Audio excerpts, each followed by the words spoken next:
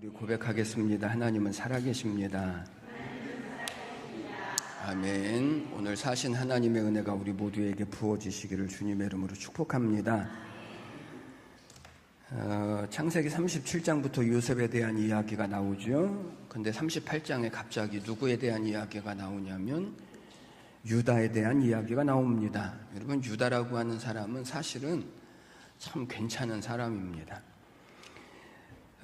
유다의 가문에서 하나님은 왕이 나올 것이라고 예언하셨고, 그리고 뿐만 아니라 유다의 가문에서 메시아를 보내주실 것이다 예언된 가문이 유다거든요. 그런데 그런 유다가, 그런 하나님의 약속이 있고 예언이 있고 축복이 있는 그런 유다가 하나님의 인도하심을 따르지 않는 거예요. 하나님의 인도하심을 거부하는 거예요. 그리고 결국은 이해할 수 없는 이 다말이라고 하는 이 사건의 주인공이 되어져 버린 거예요. 그게 38장입니다. 그리고 39장에 와서 다시 요셉에 대한 이야기를 시작합니다.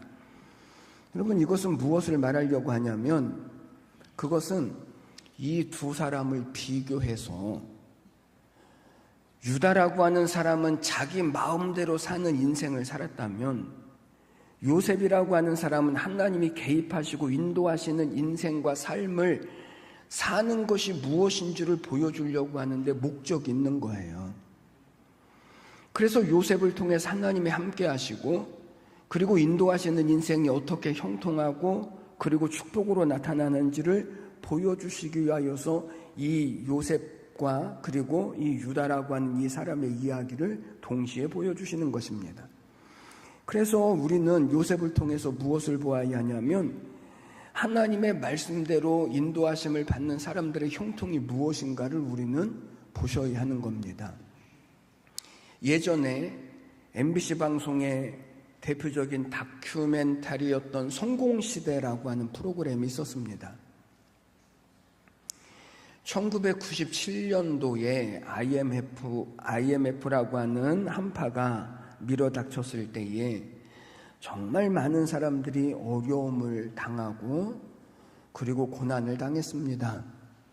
그때에 그 어려운 사람들, 고난당하는 사람들에게 희망을 주고 용기를 주기 위해서 만들어진 프로그램이 이 성공시대입니다. 여러 사람을 소개해 주면서 마지막으로 박세리 선수를 소개해 주는 것으로 이 프로그램이 막을 내렸습니다. 이 여러 사람들의 이야기가 나타나고 있습니다만 주제는 하나입니다. 성공의 원동력이 무엇일까? 어떻게 해서 성공하는 인생이 되어질까라고 하는 것을 말해주는 것이 이 프로그램의 주제요, 초점이고 내용입니다. 그런데 거기에 나타난 모든 사람들, 다시 말하면 성공시대라고 하는 이 프로그램에 나온 사람들, 그러니까 세상적으로 말하자면 성공한 사람들, 그 사람들에게는요 공통점이 있다는 거예요. 첫 번째, 성실하고 열심히 사는 것입니다. 최선을 다해서 사는 것입니다. 여러분, 여기 이렇게 말하면 누구는 성실하게 살지 않습니까? 누구는 열심히 살지 않습니까? 이렇게 이야기할지 모르겠지만, 여기서 말하는 성실과 그리고 열심과 최선을 다했다라고 하는 말은 운명을 탓하지 않고 환경을 탓하지 않고, 내가 처한 이 환경과 처지가 내 운명이거나 아니면 내 숙명이라고 여기지 않고 오히려 내게 주신 자리에서 정말 최선을 다하고 열심을 다해서 사는 이것을 이야기하는 것입니다. 이게 이 모든 사람들이 가지고 있었던 공통점이었습니다. 얼마나 많은 사람들이 환경을 탓하죠? 환경이 조금만 좋아지면. 얼마나 많은 사람들이 조건을 탓하죠? 내 조건이 조금만 좋아지면. 지금은 조건이 안 돼서 안 되고, 지금은 환경이 안 돼서 안 된다라고 이야기하는 사람들이 세상에는 얼마나 많이 있습니까? 그런데 이 사람들은 환경이나 조건을 탓하지 않는 거예요. 두 번째, 이 사람들은 자신에게 주어진 재능을 가지고 살았던 사람들입니다.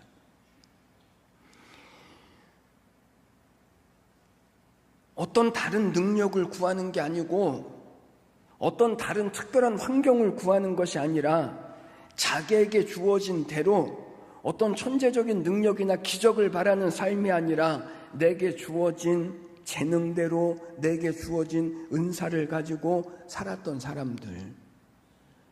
이것이 이 사람들이 가지고 있었던 두 번째 공통점입니다. 세 번째 공통점은 이 사람들은 일하는 것을 즐겁게 여겼습니다. 여러분, 여기 자기가 일하는 것을 즐겁게 여겼다라고 하는 것이 이 사람들이 가지고 있는 공통점 중에서 가장 중요한 것입니다. 예컨대 박셀이라고 하는 사람을 한번 보십시오. 아버지가 이 딸을 골프 선수로 만들기 위하여서 아주 엄하고 고된 훈련을 시켰습니다.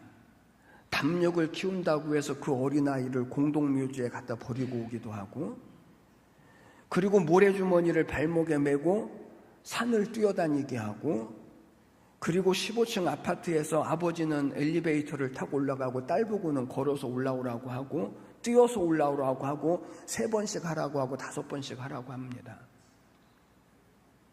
그렇게 힘을 키웠습니다. 뿐만 아니라 이 아버지는 아주 엄하게 했습니다. 무섭게 책망을 했습니다. 호되게 훈련을 시켰습니다. 그런데 중요한 것은요, 이 박셀이라고 하는 선수는 골프를 너무나 즐거워합니다. 그리고 자기에게 엄하게 하고 호되게 하는 그 아버지를 좋아합니다. 그래서 이렇게 말했다고 그러죠. 내가 결혼을 한다면 아버지와 같은 사람하고 결혼을 할 것입니다. 그런데 반면에 박세리가 가장 무서워하는 말을, 그 말이 무엇인가 하면 너 그따위로 하려면 골프 때려치워. 이 말을 가장 무서워하는 거예요. 왜죠? 골프가 즐겁기 때문에 그런 거예요. 그렇게 무서운 훈련을 받으면서도, 그렇게 엄한 꾸지람과 책망을 받으면서도 이 골프만 생각하면 즐거운 거예요. 즐겁게 그 일을 하는 거예요. 그 일을 위하여서 고된 훈련을 견뎌내는 거예요. 그것이 이 모든 사람들의 성공의 비결이라는 거예요. 저는 이 이야기를 보면서 이런 생각이 들었습니다. 나는 하나님 섬기는 것이 즐거운가? 나는 교회에 오는 것이 즐겁습니까? 나는 예배하는 것이 정말 즐겁습니까? 이렇게 말하니까 어떤 분들이 이렇게 말해요. 목사님, 예배하는 게 즐거워야 즐겁죠.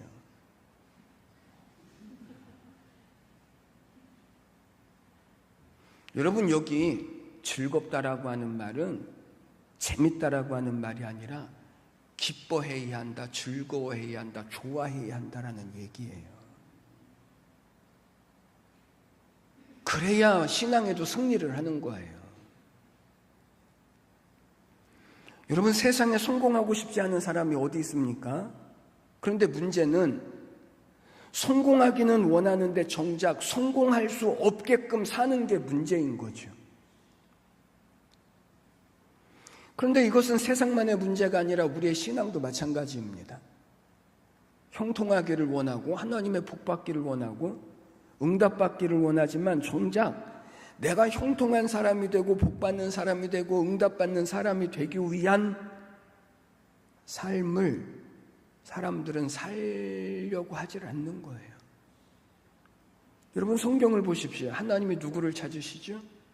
하나님은 예배하는 자들을 찾으십니다. 예배하는 자들을 왜 찾으시죠? 당신에게 나오는 자에게 상을 주시기 위하여서. 그러면 우리는 하나님의 상을 받기 위해서 무엇을 하면 되죠? 무엇 하면 되죠? 대답을 못하시는 이유가 도대체 뭔지를 잘 모르겠네요. 다 알려주면서 물어보는데. 기도 외에는 이런 능력이 나갈 수 없다. 그러면 무엇 하면 되죠? 기도하면 되죠. 천천만만의 수양의 제물을 드리는 것보다 하나님이 더 기뻐하시는 것이 순종이다. 그러면 뭐 하면 되는 거죠? 순종하면 되죠.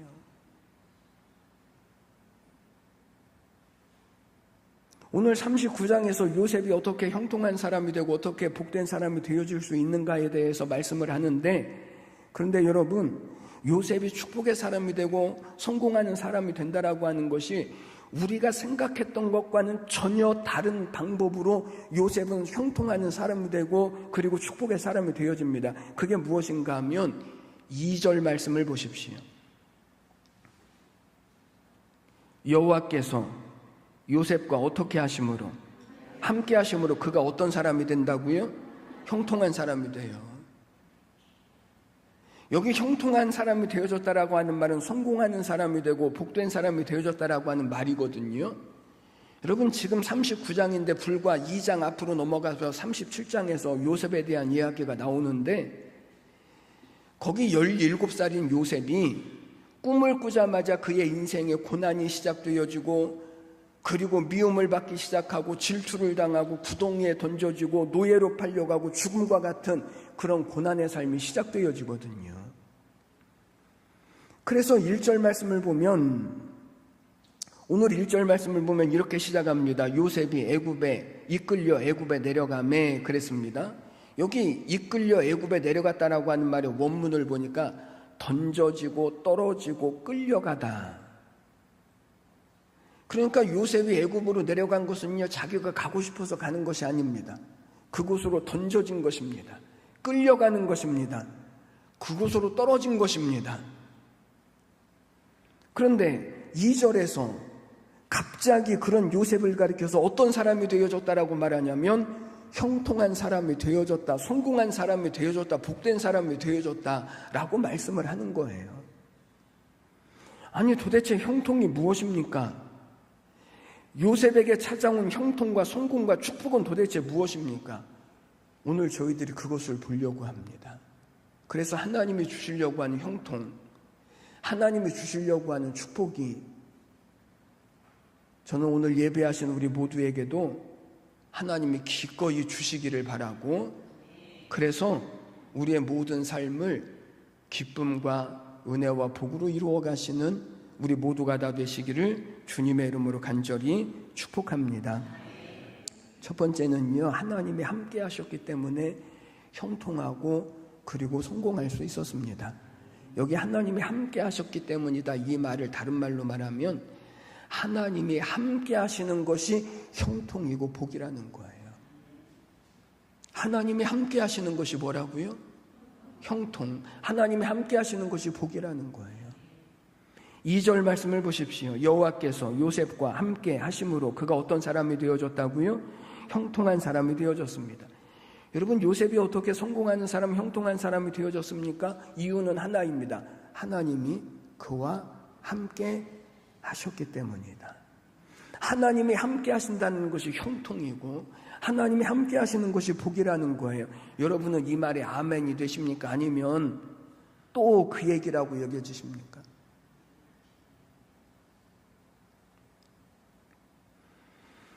우리는 요셉의 형통에는 뭔가 범상치 않은 아주 무슨 특별한 것이 있다라고 우리는 자꾸만 믿고 싶어 합니다.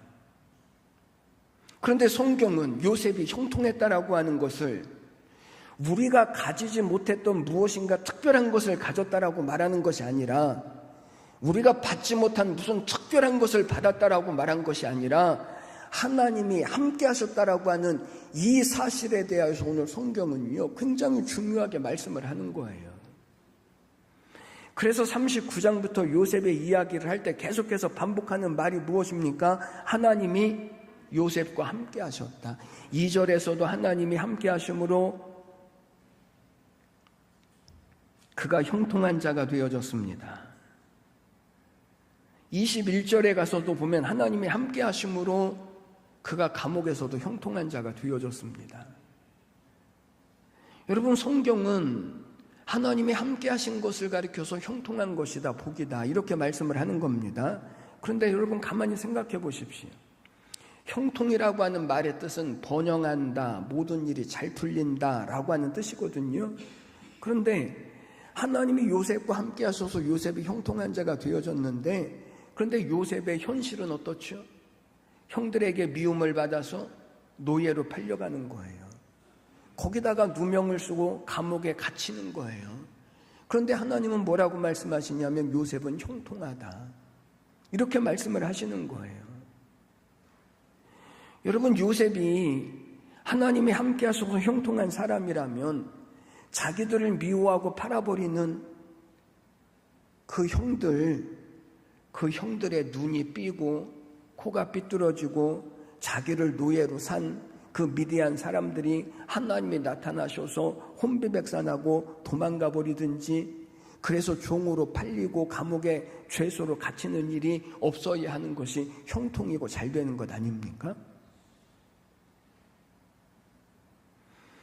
여러분, 하나님이 나와 함께 하신다라고 하는 것이 우리의 생애에, 우리의 삶 가운데 하나님의 능력과 기적을 나타내셔서 그래서 안 되는 일들이 되게 하고, 그리고 모든 일이 잘 되게 하는, 그래서 세상 사람들이 말하는 것처럼 예수를 믿으니까 너 정말 잘 되는구나, 예수를 믿으니까 너 진짜 복을 받는구나 라고 해야 하는 것 아닙니까? 전에 전도를 하는데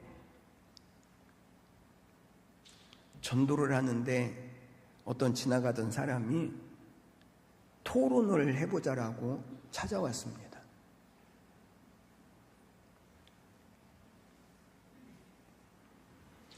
그러더니 무슨 얘기를 하냐면 사도행전에 나와 있는 아나니아와 삽비라, 이 사람들의 이야기를 하는 겁니다. 자기의 땅을 다 팔아서 하나님 앞에 드리면, 아니 하나님이 복을 주셔야지, 아니 자기의 땅을 팔아서 절반은 감추고 절반만 드렸다고 해서 아니 그 부부를 하루아침에 죽이는 하나님을 어떻게 믿습니까?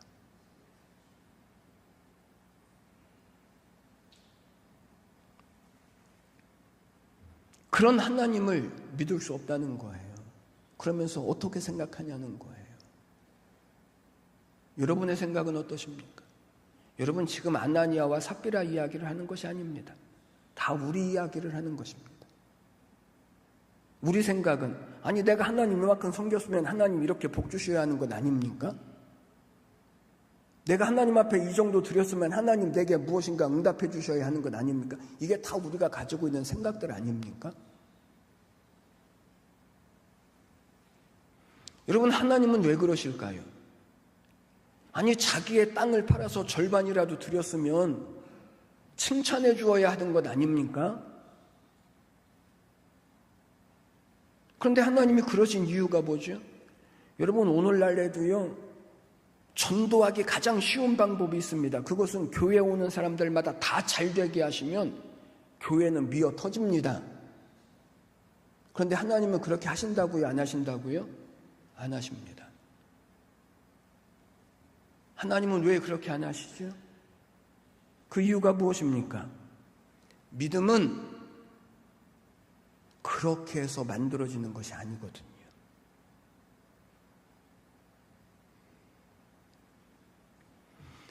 교회 나온다고, 예수를 믿는다고 무조건 잘되게 하고 형통하게 한다면 교회는요 부흥할 거예요. 세상에 교회 안 나올 사람들 없을 거예요. 그러나 그런 것으로는 믿음을 가질 만한 사람이 하나도 없습니다. 믿음은 그런 것으로 가질 수 있는 것이 아닙니다.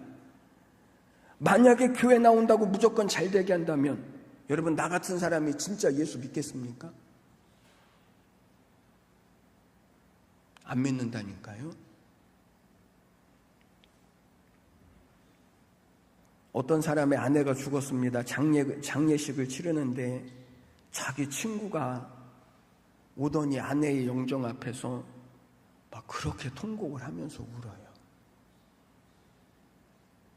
자기 친구가 와서 그냥 조문을 하는 것이 아니라 아내의 영정 앞에 와서 그렇게 통곡을 하니까, 아니 이게 도대체 왜 이러지?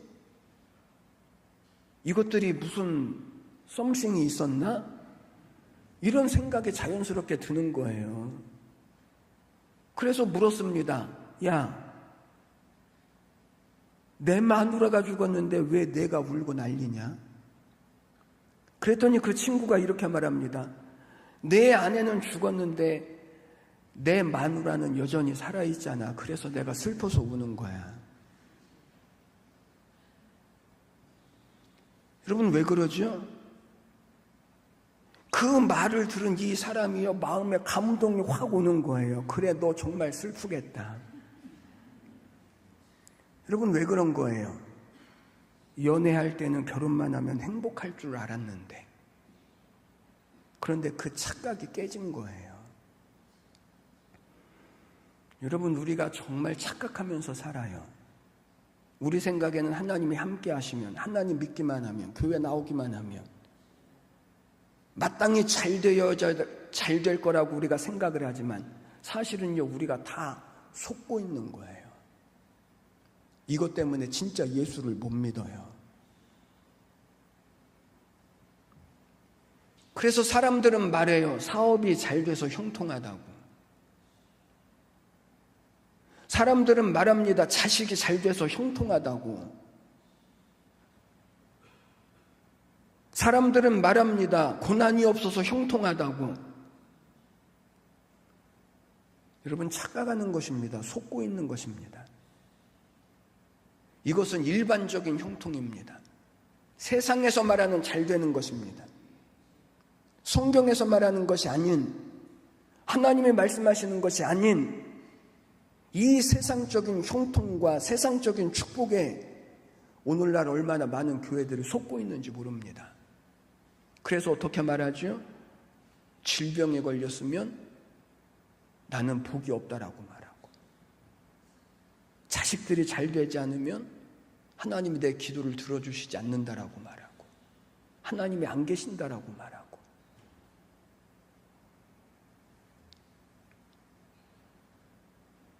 여러분 속고 있는 것입니다. 착각을 하고 있는 것입니다. 여러분 하나님을 믿는 사람들에게 찾아오는 고난을 요셉의 이야기로 전부 다 대신할 수는 없습니다. 우리가 다 요셉과 같을 수는 없습니다. 우리가 고난당하는 것이 다 오늘 요셉이 그랬던 것처럼 이게 복이다, 이게 형통이다라고 다 말할 수 있는 것은 아닙니다. 그런데 고난도 얼마든지 복으로 변할 수 있습니다. 어떻게 해요? 하나님이 함께 하시면. 그러니까 하나님이 함께 하시는 게 형통이고 하나님이 함께 하시는 게 복인 거예요. 여러분 형통은 내 뜻이 이루어지거나 내 소원이 이루어지는 게 형통이 아닙니다. 하나님의 뜻이 이루어지는 게 형통입니다. 하나님의 계획이 이루어지는 것이 축복입니다. 요셉을 향한 하나님의 뜻이 무엇입니까? 애굽의 총리가 되어지는 것입니다. 왜요? 그래야 자기 가문을 살리고 나라를 만들어낼 것이고 이 하나님의 역사를 이루어갈 것이기 때문에 그렇습니다. 그런데 아버지 집에서 아버지의 편애를 받고 있는 요셉의 꼴을 하나님이 보시니까 이렇게 살다가는 애굽의 총리가 되어줄 수 없는 거예요. 그러니까 형들에게 미움을 받아야 했고, 그러니까 종으로 팔려가야 했고, 누명을 쓰고 감옥에 갇혀야 했고, 그래서 바로 왕을 만날 수 있었고, 그래서 애굽의 총리가 되어지고 가족을 살리고 이스라엘의 민족을 만들어내는 하나님의 계획과 역사를 이루어 갈 수 있었던 거예요. 그러니 여러분 요셉의 미움을 받고 종으로 팔려가고 누명을 쓰고 감옥에 갇히는 일이 지금 잘 되고 있는 거예요? 안 되고 있는 거예요? 잘 되고 있는 거예요. 형통하고 있는 거예요.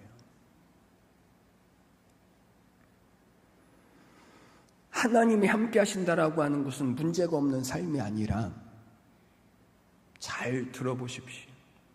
하나님이 함께 하신다라고 하는 삶은 문제가 없는 삶이 아니라 오히려 여러 가지 문제와 시련과 어려움을 만나게 하심으로 나의 믿음을 내 생각과 내 목적과 세상대로 가는 것이 아니라 하나님의 은혜와 복음 위에 있게 하시고, 그래서 우리를 하나님이 쓰실 만한 믿음의 사람으로 만들어 가시는 것이 하나님이 함께 하시고 형통하게 하시는 목적이고 내용인 거예요.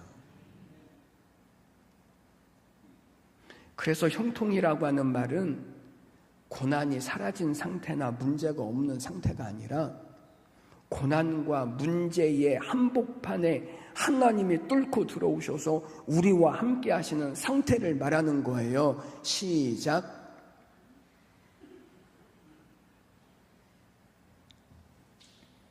형통은 문제가 없거나 고난이 없는 상태가 아니라 이 고난과 문제의 한복판에 하나님이 그것을 뚫고 들어오셔서 우리와 함께 하시는 상태. 이게 형통이고 이게 축복인 거예요.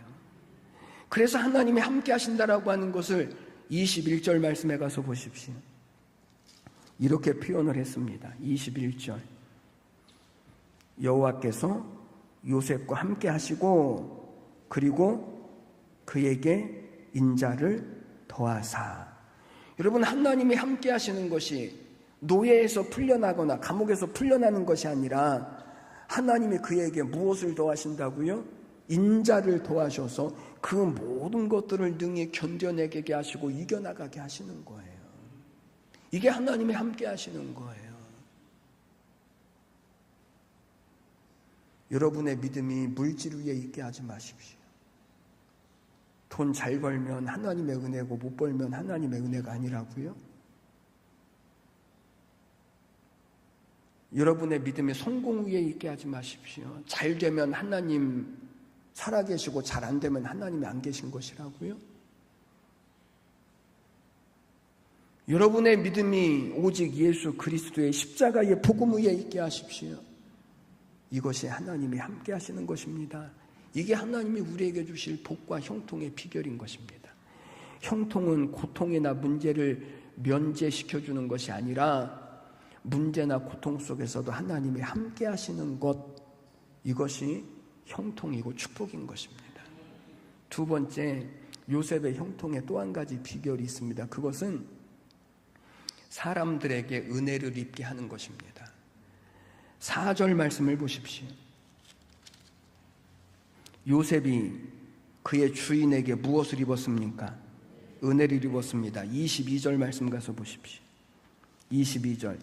간수장이 옥중 죄수를 다 요셉의 손에 맡김으로 그 재반 사물을 요셉이 처리하고 그랬습니다.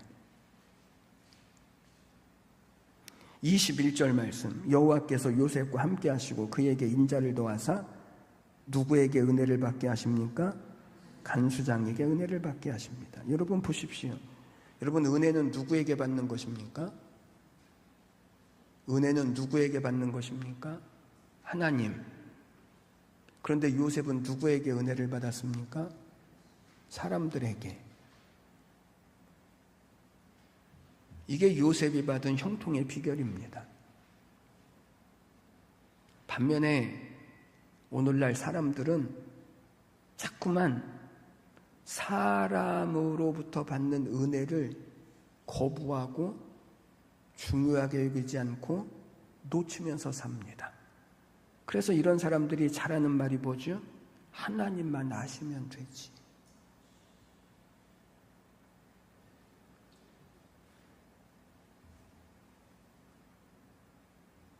그러나 여러분, 하나님이 우리에게 은혜를 주실 때는 물론 하나님이 우리에게 직접적으로 주시는 은혜도 있지만 대부분은 누구를 통해서 은혜를 베푸시냐면 사람들을 통해서 하나님의 은혜를 베푸셔요.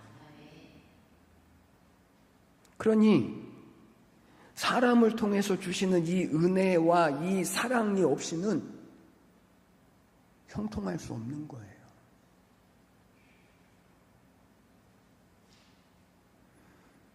이것이 요셉이 형통하고 성공한 인생을 살았던 비결입니다. 여러분, 사람들로부터 받는 은혜를 잃어버리지 않도록 조심하십시오. 우리는요, 서로 은혜를 받을 사람들이지. 그래야 우리는 믿음으로 살 수 있고, 그래야 우리는 형통할 수 있고, 그래야 우리는 하나님의 약속을 이루어갈 수 있는 거예요. 혼자 살아도 괜찮으면 굳이 교회까지 나오실 필요가 없어요. 요셉이 어떻게 형통했습니까? 자기가 무엇을 했기 때문이 아닙니다. 하나님이 함께 해주셨기 때문이고 사람들로부터 은혜를 입었기 때문에 요셉은요, 성공하는 사람이 되어지는 거예요. 내가 성공을 만들어가는 것이 아니라 하나님이 나와 함께 하시고 사람들로부터 은혜를 입게 하셔서 나로 성공의 자리로 가게 하시고 복된 자리로 가게 하시는 거예요. 그러면 이렇게 질문합니다. 그러면 우리가 형통하기 위해서 우리가 해야 할 일은 아무것도 없습니까? 하나님이 은혜를 주셨고 사람들로 하여금 은혜 받게 하셨으니 그러면 되는 것 아닙니까? 여러분, 여기서 칼빈주의인 장로교와 알미니안주의인 감리교가 나누어진 게 바로 여기예요. 장로교는 모든 것을 하나님이 예정하시고 예정하신 대로 하나님이 인도하시고 섭리하신다라고 믿는 교리가 장로교예요. 거기는 사람이 할 일이 없어요. 하나님이 부르셨고 예정하셨고 뜻대로 이루어 가셔요. 그런데 감리교는 하나님께서 사람에게 자유의지를 주셔서 사람이 선택해야 하고 노력해야 한다라고 말하는 거예요. 그러나 여러분, 이 두 가지는요, 다른 게 아니에요. 사실은 표현이 다를 뿐이지. 우리의 신앙생활은 하나님께서 예수님을 통하여서 우리 인생의 모든 죄와 모든 문제를 다 해결해 주신 것을 우리는 믿는 거예요. 다른 걸 믿는 거예요? 하나님의 예수님의 십자가를 통해서 우리 인생의 모든 문제를 다 해결해 주심을 우리는 믿는 거예요. 이게 복음인 거예요. 이게 신앙인 거예요. 우리가 해야 할 일이 있습니까? 우리가 해야 할 일이 없습니다. 하나님이 예수님을 통해서 이미 다 우리의 질병의 문제도 가난의 문제도 죄의 문제도 저주의 문제도 죽음과 사망의 문제도 이미 예수님의 십자가를 통해서 완전하게 이루어 놓으셨습니다. 여러분, 주님이 이루신 것 중에 부족한 것이 있습니까? 모자란 것이 있습니까? 그래서 우리가 더 해야 할 것이 있습니까? 아니요, 없습니다. 완전하게 이루셨습니다.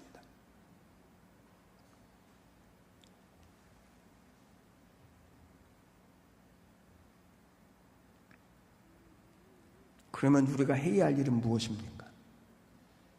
우리가 해야 할 일이 있습니다. 그것은 하나님의 은혜를 받아들이고 하나님의 주권과 섭리를 받아들이고 하나님과 함께하려고 하는 사모함을 가지고 하나님과 함께 삶을 살고자 하는 구체적인 순종, 이게 오늘 우리에게 필요한 거예요.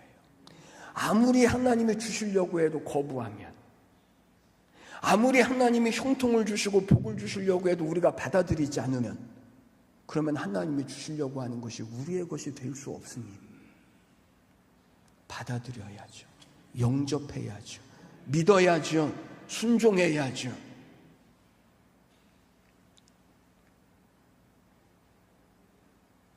삼 절 말씀을 보십시오. 그의 주인이 여호와께서 그와 함께 하심을 보며 또 여호와께서 그의 범사에 형통하게 하심을 보았더라. 여기 중요한 말이 있습니다. 범사에. 범사라고 하는 말의 뜻은 모든 일들. 그러니까 하나님께서 함께 하심을 추구하는 삶, 그 삶을 요셉은 언제 산다고요? 모든 삶 가운데서 그 삶을 살아요. 교회에 와서만 사는 게 아니고 예배할 때만 사는 것이 아니라 우리의 모든 삶이 하나님이 함께 하시는 삶, 하나님이 인도하시는 삶, 순종하는 삶을 살아내는 거예요.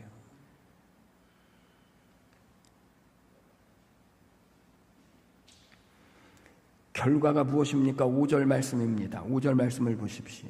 그가 요셉에게 자기의 집과 그의 모든 소유물을 주관하게 한 때부터 여호와께서 요셉을 위하여 그 애굽 사람의 집에 복을 내리심으로 여호와의 복이 그의 집과 밭에 있는 모든 소유에 미친지라. 여러분, 하나님이 복 주시는 이유가 누구를 위하여서라고요? 요셉을 위하여서. 요셉 때문에 복을 주시고 요셉을 위해서 복을 주시는 거예요. 왜죠? 그래야 요셉이 형통할 수 있으니까요.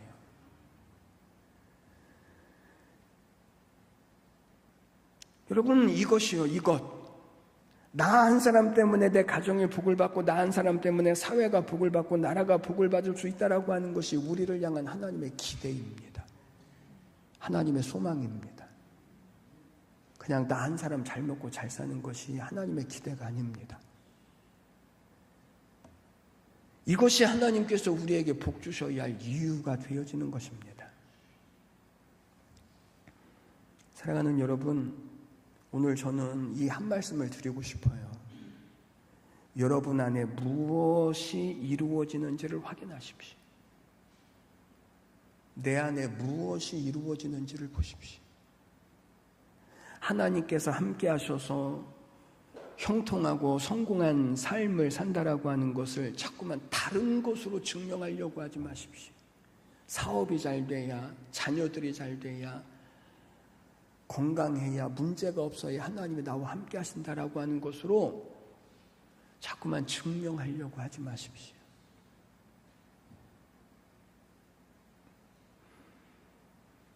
진짜 증명해야 할 것은 그런 것이 아니라 하나님이 나와 함께 하심을 내가 소원하고 있는지, 하나님이 나와 함께 하고 계심을 내가 바라고 앙망하고 있는지, 이것으로 확인해야 하는 거예요.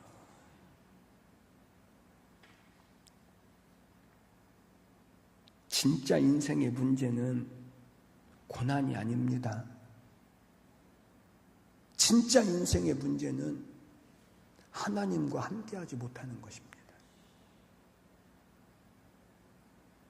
여러분, 성실한 예배자 되십시오.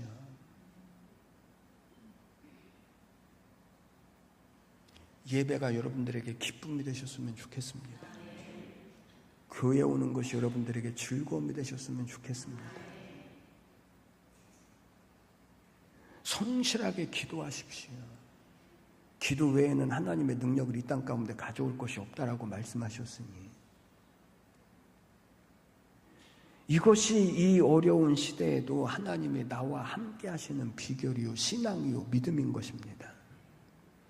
저는 오늘 우리 모든 성도들이 요셉이 가졌던 이 믿음의 비밀을 가지시고 여러분의 모든 생애 가운데 하나님이 함께 하심으로 말미암아 하나님의 복 주실 뜻과 그리고 하나님의 계획을 이루어 가시는 이 형통의 은혜가 여러분들의 모든 삶 가운데 함께 하시기를 주님의 이름으로 간절히 축원해 드립니다.